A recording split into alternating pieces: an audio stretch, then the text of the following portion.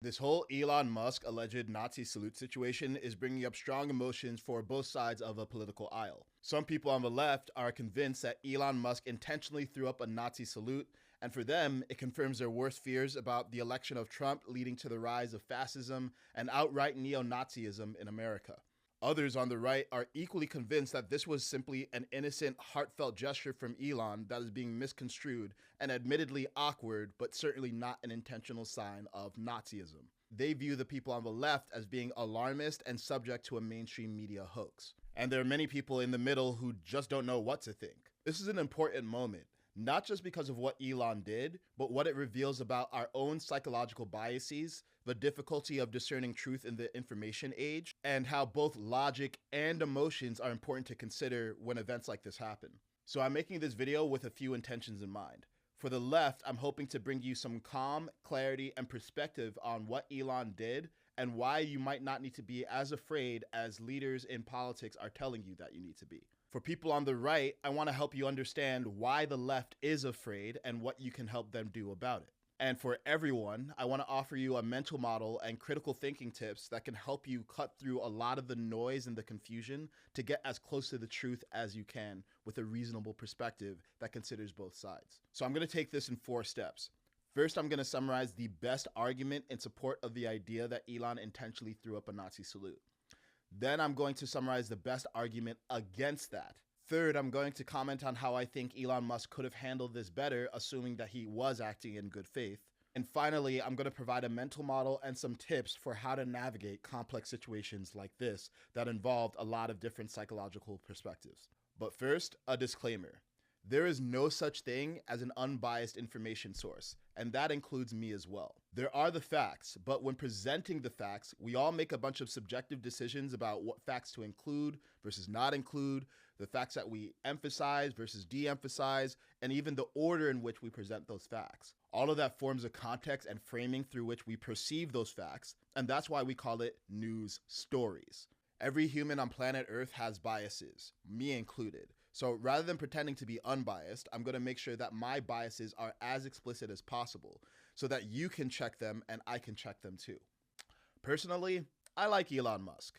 I don't know him very well personally, but I've consumed a lot of interviews involving him. I've also read his biography, and I've studied the guy pretty closely just because I find him fascinating.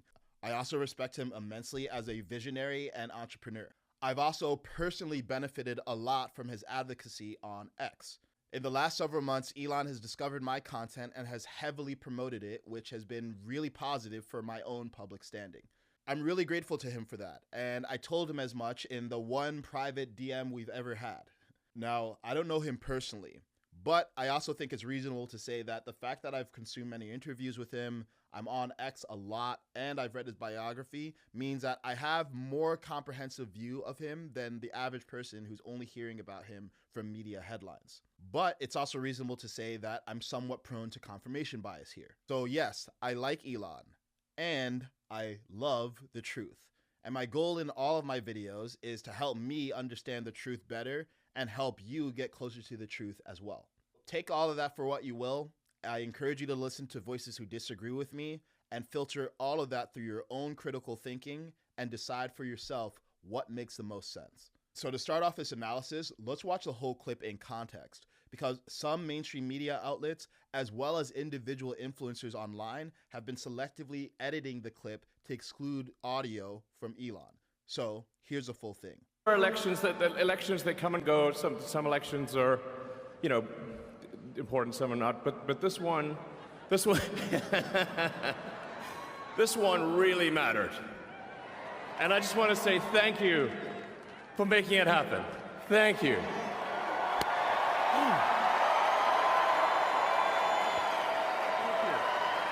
My heart goes out to you.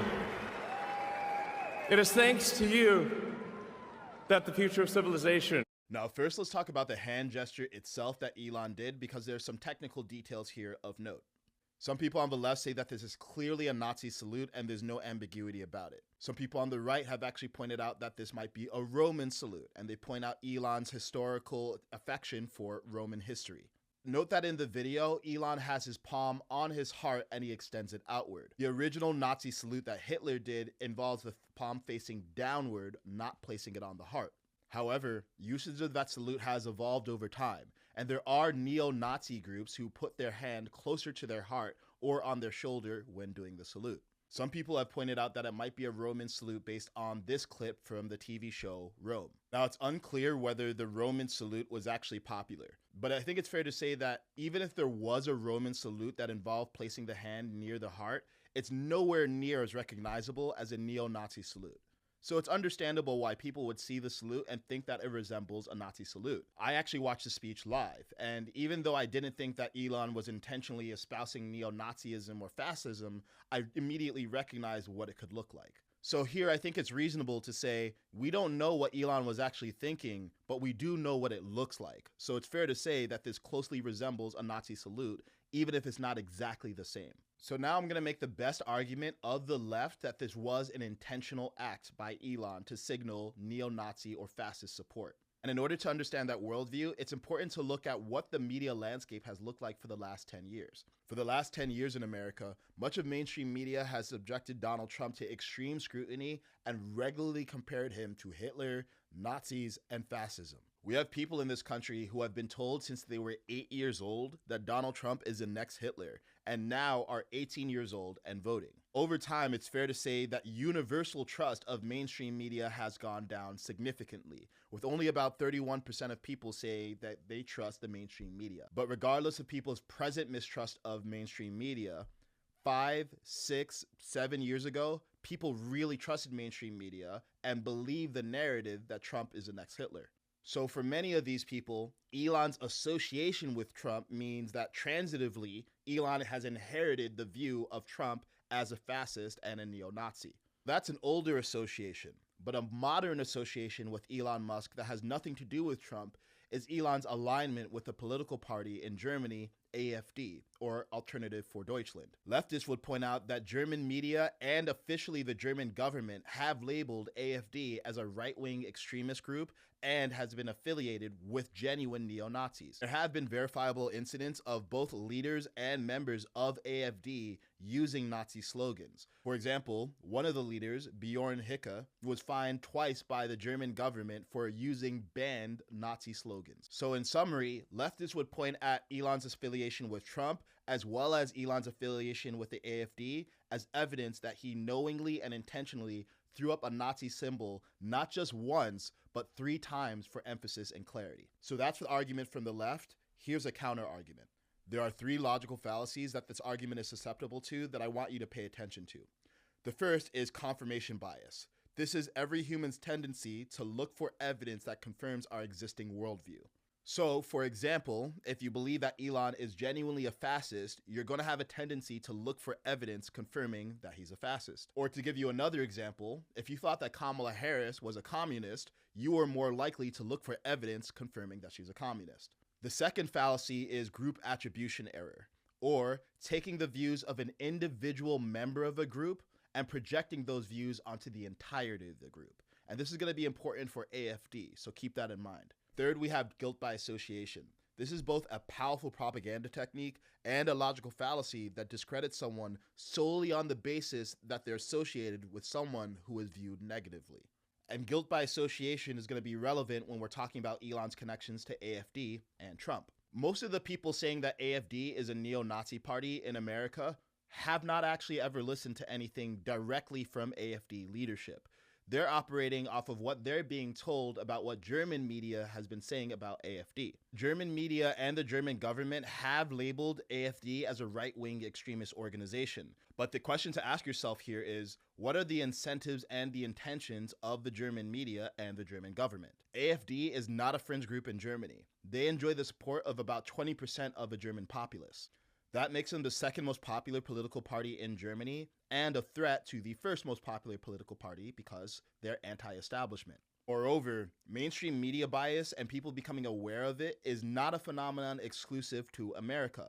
It's also happening in Germany, where over time, trust in mainstream media has decreased, and now only about 41% of Germans say that they trust that the mainstream media is telling them the truth. There are neo-Nazis associated with the AfD, just like there are communists associated with the political left. So the real question here is, are they just a fringe part of the party, or do they represent the views of the whole? It's easy to assume that the presence of neo-Nazis means that the AfD is a neo-Nazi party, but that's classic group attribution error. And the presence of an extreme within a political faction does not necessarily mean the dominance of the extreme in that faction. That said, I can see someone going either way. And I'm not a German, I'm an American. So I'm gonna give you a view, but just take this with a grain of salt. Rather than evaluating this as a binary, like AfD is a neo-Nazi party or not a neo-Nazi party, let's look at evidence on both sides. I've already mentioned evidence of people like Bjorn Hicke using statements that are Nazi slogans that are banned in Germany.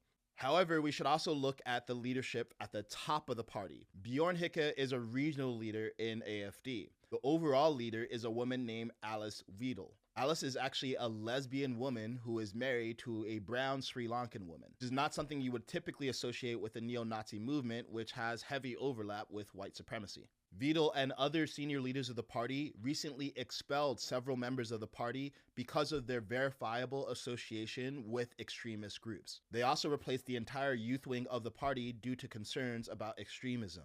So it looks like the leadership of the party represents a more moderate faction of the party rather than hardliners in the party who are closer to extremist. Now you could just view this as damage control. Maybe you think that the AfD is just trying to Trojan horse in neo-Nazis under the guise of a more moderate political view. If you want to really be as informed as possible and have a nuanced view, I recommend that you actually just go listen to Alice Weidel directly say in her own words what the AfD actually represents. Elon Musk actually hosted a conversation with Alice a few weeks ago so that people could hear directly from her own mouth what she believes in. I actually listened to that conversation, and a lot of what Alice says actually echoes the MAGA movement in the United States. They stood for having stronger borders because they feel like they've been overrun by immigrants from other countries, especially Islamists who are disruptive to the social fabric in Germany. They stand for restoration of German pride and traditions, and many of them feel that the Holocaust, although obviously a horrible stain on the German legacy, has been getting in the way of Germans feeling any pride in any part of their culture at all. Now, I get that people are busy, and they're probably not going to go out of their way to listen to an hour-long conversation with a German politician when they're an American. That's understandable, but if you're not willing to listen to the person being labeled, don't buy into the label that they're being given. All that being said, I did listen to Alice, and I found everything that she said specifically about what AfD wants to do in Germany eminently reasonable. But I encourage you to watch and be the judge yourself. Part of the problem here is people who are convinced that Trump is a fascist and Elon is a fascist by association have so much confirmation bias that they're not even willing to listen to the opposite side. Rather than actually listening to people, they'll just layer guilt by association on top of that confirmation bias. And they'll say things like, well, Elon is associated with AfD and Trump, so he must be a fascist. Now, what many leaders on the political left are either ignoring or frankly just unaware of is Elon's multiple statements explicitly in support of the Jewish people and the state of Israel. Last year, in a live interview with the New York Times, Elon wore a dog tag on stage that he said that he wears every day and will continue to wear until the Israeli hostages are released from Hamas. Do you see this thing? Mm-hmm. Do you know what it is? I do, because I actually followed your entire trip to Israel. Right. Why don't you tell everybody? This says bring them home. The hostages. It was given to me by the parents of one of the hostages. And I said I would wear it as long as there was a hostage still remaining. And I have. Just 2 weeks ago, Elon Musk posted a video in support of Israel's actions to defeat Hamas and the Jewish people. What set of actions result in the greater good in Israel? I mean, obviously, you cannot have people who, if they want to slaughter everyone in Israel, you got to stop that. There's no way. And regardless of your views on Israel-Palestine, if you genuinely think that Elon did throw up an intentional neo-Nazi symbol, you need to reconcile that with the fact that he's explicitly supported Israel and Jews. Now, on top of that, there's a statement by the ADL, or Anti-Defamation League. The ADL is a pro-Jewish civil rights movement, and their explicit mandate is combating anti-Semitism. The ADL went out of their way to say that they don't think that Elon intentionally did a Nazi salute, and instead they view it as an enthusiastic gesture that he did that was awkward. And I think it's fair to say that of all the organizations, ADL has the most incentive to condemn Elon if they actually think that he was intentionally signaling to neo-Nazis. Now, strangely enough, in response to the ADL statement, one of the loudest voices on the political left, AOC, got hostile toward ADL for making their statement in defense of Elon. Despite the ADL having every incentive to condemn Elon Musk and not doing so, AOC got hostile toward ADL and told them that they're not a reputable news source and they're owned by them. And to me, it's not clear what that actually means. I mean, maybe AOC is implying that the ADL is owned by Elon Musk, but it's hard for me to make sense of that. Personally, reactions like AOC's are actually the most troubling aspect of all of this. Leaders like AOC are not bringing any curiosity or intellectual humility to the situation, or even appearing to try to understand how someone might view this differently. Instead, she's being hostile and, in my view, hysterical, not getting curious, not showing a lot of humility, and actually just stoking more of the same fears that many people who now are scared of a Trump presidency already have. And as a general rule, the more emotional and outraged that someone is, the less logical and clear they likely are. So if AOC is more interested in being effective rather than feeling right, I think she could show up better as a leader here. To be fair, I think you can make the same claim of Elon. It's perfectly understandable why anyone, American, German, or Jew, would be alarmed by Elon's gesture because, as I mentioned before, even if it's not technically a Nazi salute, it sure does look like one. People on the right have argued that Elon was simply making a heartfelt, innocent gesture, and they take his own words at face value. Many of them have also pointed out that Elon is autistic, and autistic people often don't process social cues or think about how the way that they're behaving comes across. Elon was speaking impromptu, he was clearly very excited in the moment, and he wanted to connect with the crowd. So I'm willing to take it at face value that Elon was actually just trying to extend his heart to the crowd and is not a neo-Nazi, and as evidence of that, I'd point to the fact that he's affiliated himself with Jewish people and Israel. But that said, I think it's obvious in hindsight how that gesture might have looked, and I think Elon could have shown more leadership by acknowledging how it could have looked to people. This is not about apologizing, because I don't think that Elon did something morally wrong. Rather, this is about leadership, and great leaders acknowledge not just the intention for their actions, but also the impact of their actions. I think Elon immediately acknowledging how it might have looked, or even acknowledging that now, would go a long way with people who are in the middle, are not ideologues, and are genuinely curious about what happened. And it's also worth saying that there are people who are so determined to be negative that no matter what Elon said afterward, it just doesn't matter for them. So that acknowledgement wouldn't be for those people. It would be for the people in the middle who would just like to feel a little bit more at ease with Elon helping call the shots about the future of America. Now, this isn't the last time that we're going to see something like this. There are going to be more confusing situations in the future that spark a lot of controversy and outrage on both sides. I totally get that it can feel overwhelming to try to make sense of everything that's going on. So here are some tips to aid you in your own critical thinking and cut through all the noise. My first recommendation is rely on primary sources, not secondary sources. The less you've listened to someone directly in long form, the more you should be skeptical of labels and narratives about that person. After all, if you are in the spotlight, that's how you'd want people to engage with you. Secondly, emotionality has an inverse relationship with logic. The more emotional someone is, the less likely it is that they've actually done their research and been logical. If you see that someone is consistently arguing with their emotions, they're probably more interested in being vindicated than verifying their beliefs. Third, recognize that we all have confirmation bias, and we all have a bunch of unconscious biases that are working in the background that we're not even aware of. And the solution to that is just intellectual humility and curiosity. Rather than immediately jumping to condemnations, start with being curious and just asking questions if something doesn't make sense to you.